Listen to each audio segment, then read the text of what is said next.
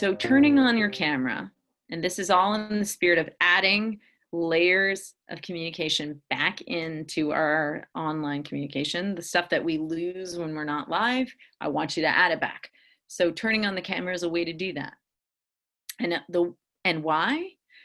Because it's the reasonable facsimile of eye contact. So if my camera's on, then you're more likely to feel like I'm talking to you and then I'm connecting with you. So there's a lot in many North American contexts of communication. Eye contact is a signal of connection. And we can do that virtually, but you have to figure out not only my camera's on, but where is my camera? Is it like way up? And so all the person can see is the top of my head, or is it way down? They can only see my arm or the side of my face. So think about placement of your camera. Try to have it in line with your eyes. So it's like you're talking face to face with someone. So tell me, why should we attempt to make this kind of eye contact, even if it's a simulation of eye contact? Why would that be? It signifies human connection. Mm-hmm. Yeah, anything else?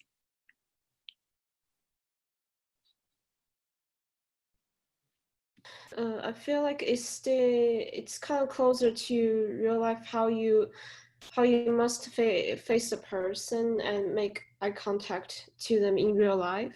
Mm-hmm. So it's like legitimately talking to them and making them heard and acknowledging them. Yeah. And actually, so when we study in studies of first impressions, eye contact is often something that other people unconsciously register, and it denotes to them that you're trustworthy, that you are confident and trustworthy. So if we're in a virtual conversation and I'm like this the whole time, and you just see the side of my face, it is subconsciously saying to the person that maybe I'm less confident or less trustworthy. So it's a bit of a leap, but again, we're trying to create a simulation of live interaction. One thing I'd say about this too is when we think of our traditional interaction with screens, so from the youngest age, right? So we're babies even, and someone hands us, some handheld thing with video. Now that didn't happen when I was a baby. I'm too old, but we're plopped in front of a television, and then we're plopped in front of a computer screen, or we're watching some show, or we're even, I know FaceTime happens, but often we just sort of walk around with FaceTime. We're not really looking at it. We have historically a very passive relationship with screens. And so sometimes what happens when we get into this virtual environment, we're trying to network, but we're so used to being passive that all of the essence of our personality becomes completely flat without affect, right? So we're just like staring at the other person, completely bland, and all those wonderful things that make you that you would absolutely do in a live context are gone. And so I think some of that is just purely habit, and it's changing our mindset to say, I get there's, Pooja's not sitting in front of me right now in the flesh, but she is there through the network. She's sitting in front of her camera. She can see me. And so I am going to talk to her as though she's right here. And I've been working on this for so long, because I've been teaching online for my business for so long, that I've been training myself to do the things I do in a live context, in a virtual context. So I'll get into that in a second. I just want to add in a few things about professionalizing our networking in a virtual context. So think about things, simple things like lighting and backgrounds. So if we want the highlight of the interaction, the networking interaction, to be what we're saying and not be distracting, then we have to think about things like lighting on our face so that the person can see our face and that there isn't stuff happening in the background that takes away from what you're saying, so that the conversation becomes, just one thing in a very distracting scene. So think about that. And that's an easy fix. And that's actually something you should think about for even when you're interacting with professors, in office hours online and in classrooms. I mean, sometimes my students turn on their camera and I can tell, and it's no fault of their own. They're in their bedroom or something, and there's like Star Wars posters behind them and like dogs running through. And sometimes I think some of the stuff is avoidable. And is that the brand that they really want to put across in a business, virtual business? Because I do teach in management, right? Is this the impression they want to make? It's their choice. But think about that. What is the brand that you want to put across, and how can your setting, so your backdrop, et cetera, really emphasize that brand? Okay. The other thing is removing distractions. So even when we're networking, I know I was on I'm a mentor for past Olympians. They often assign us mentees with current Olympians who are transitioning into academia or transitioning into the workforce. And I was on the phone with my mentee, and I was on a virtual call, and I had forgotten to turn off my Outlook and my alerts and things, and there were things popping up on my screen. Like, I can't even remember what was happening in my work that day, but I was so distracted the whole time. I had to apologize to my mentee for that, and give a second, I'm just going to go turn off all my alerts and sounds. So there are all these dinging and everything. And what it says is that I wasn't prioritizing that. If I had kept it going, it would have said I was not prioritizing the interaction, and it was very distracting. So think about removing your distractions. And then this is what I wanted to get to. So back to, how do you engage online in a way that is as representative of the way you engage live? And some of you need to work on this live as well. And I did for so many years. When I started speaking when I became a public speaker, I guess, was shortly after the Olympics. Or even during the Olympic training year, all of a sudden I was asked to do all this talking, and I was shy and I was nervous. I didn't know how to stand. I didn't know how to speak.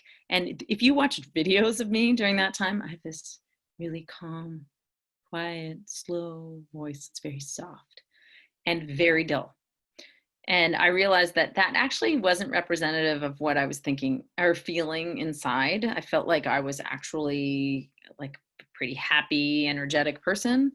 And so I worked and worked and worked for 20 years on live conversation and adding in personality and being a more engaging speaker, whether in a classroom or with people.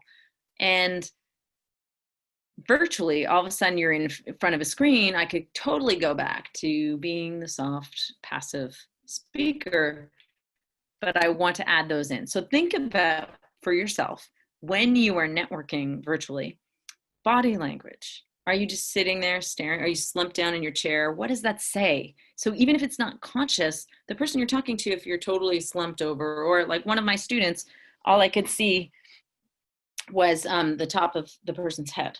So I was thinking, well, I can't even read their body language. And then think about your facial expressions. So some of you, if you're looking at a screen, you have no facial expressions, or maybe you have like a constantly quizzical look, or your mouth is draped open. You can video yourself interacting with someone on Zoom, and then watch it back and say, oh, I didn't realize I roll my eyes 16 times while people are speaking, or whatever it is. So facial expressions are important, and vocal tone.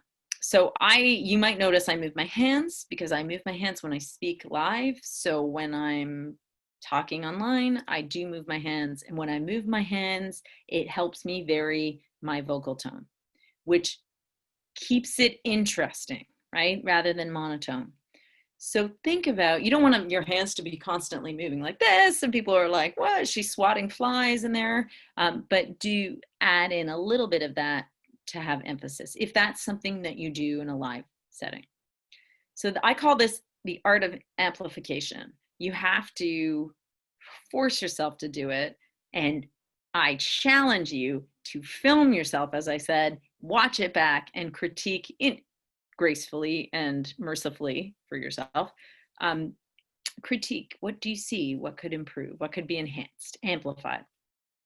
I will pause here because this is my passion. I'm so passionate about this. And those of you who sat in my last session for the case study team, I talked about this. Any questions about amplification? What questions do you have? Or comments? So I actually had a question about facial expression. Yeah. So how would I make like a smile look genuine? Because it's like I want to know how long to keep smiling, or when I don't know. I like that kind of thing. Well, I'm not okay. So this is where I probably should have said this right at the beginning. I'm not trying to make a clone of people, right? You have to understand yourself. You have to, if you're a really serious person and that's your brand, then you don't want to have a goofy smile the whole time, right? But if like, you just have to, it's almost like a visualization exercise of going, okay, I'm live with this person. I would laugh, I would move, I would smile if I was live. And the more you practice that, it will come naturally. So now I feel like if you think I'm totally exaggerating, you should see me live. I'm a bit wild, but I don't put on a smile just to have a smile, but certainly react actively to what the other person is saying. And so if they say something that you find charming, do what you would do live if you found something someone said charming. Okay. It might feel weird at first, but you'll absolutely get used to it. Any other comments? You guys, you say fantastic comments, by the way. I have a comment. So Mm-hmm. I guess I would advise not only turning on your camera, but like switch the view so you can see your own camera yourself. So you can see how you act, how your facial expression is like during the presentation or any webinar. Yes. So like monitor yourself and guard yourself. Yes. Yeah. And I would say for those of you who are hypercritical of yourself, be cautious about doing that. So I often video myself and just watch it back just to see. Right now, like if you were all on camera, I'd be clicking through. I can see some of your photos, but I'd be clicking through to watch your body language and respond to it. I do that in class. And you can move on Zoom in particular, and WebEx, a couple of the platforms, you can move the photo clips, people's photos up to the top under the camera. So it's like you can see them plus you're talking to the camera. So there's little tips and tricks, but if you're hypercritical, maybe you don't want to start by watching yourself on the video. Yeah, I agree. Yeah. All right.